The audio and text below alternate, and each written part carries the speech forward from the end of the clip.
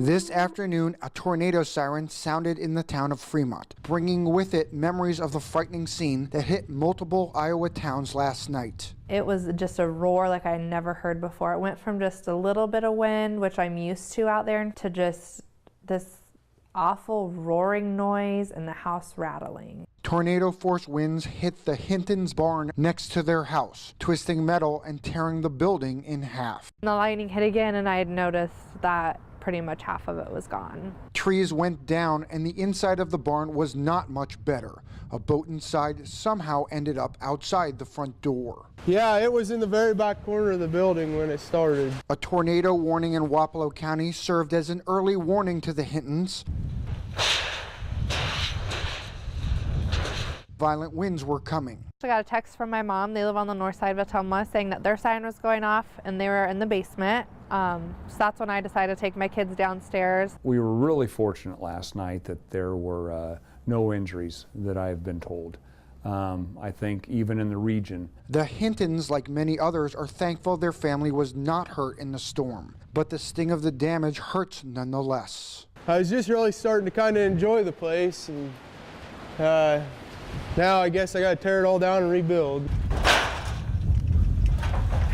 Jefferson Tyler, KYOU Fox News.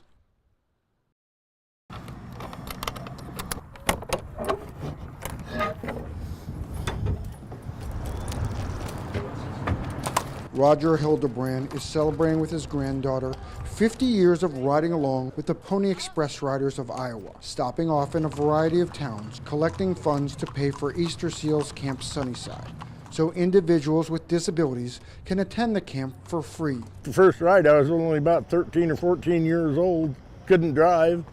Neighbor said he'd drive, and we throwed 2 horses in a stock rack on a pickup, and away we went. His 16-year-old granddaughter, Lexi Coleman, is looking to share the same joy of the ride with everyone she meets. Gotta look pretty for the camera. Even if they can't ride a horse themselves.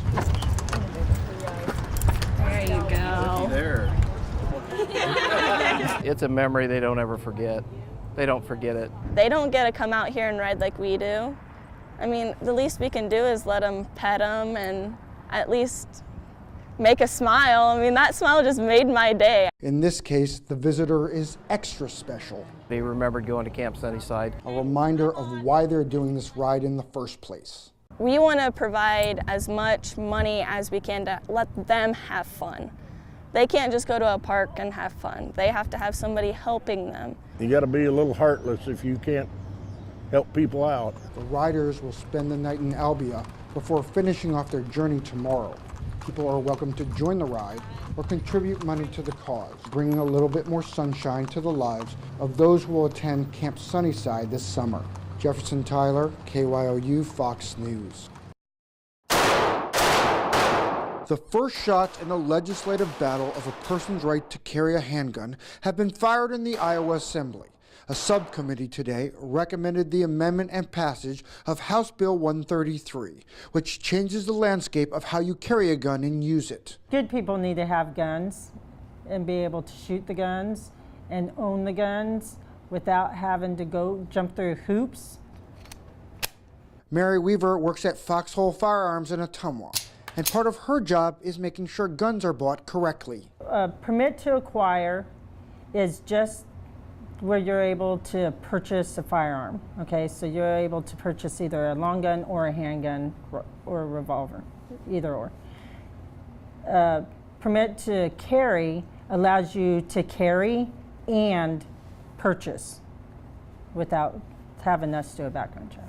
One of the proposed changes in the bill would eliminate the permit to acquire, so everyone who legally buys a gun can carry a gun.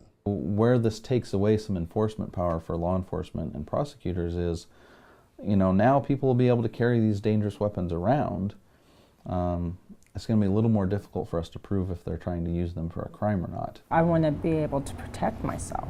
Another proposed change enables those with a right to carry to keep their permit for their lifetime, rather than renewing their license every 5 years. There are a couple of advantages to the current system where it has to be renewed every 5 years.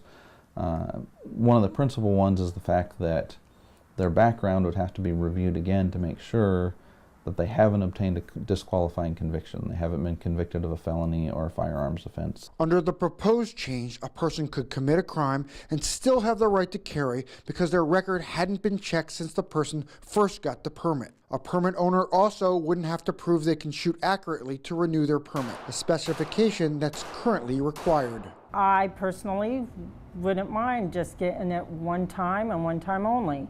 But I do feel that a lot of people that get these permits, they need practice. And it would be nice if they would be able to come in, take some fresher courses. I want to be able to protect my kids and my family. And I can't do that if I'm shooting around the subject and shooting a bystander. Bill 133 still has to be approved in the House and then sent to the Senate before making it to the governor's desk. Jefferson Tyler, KYOU Fox News.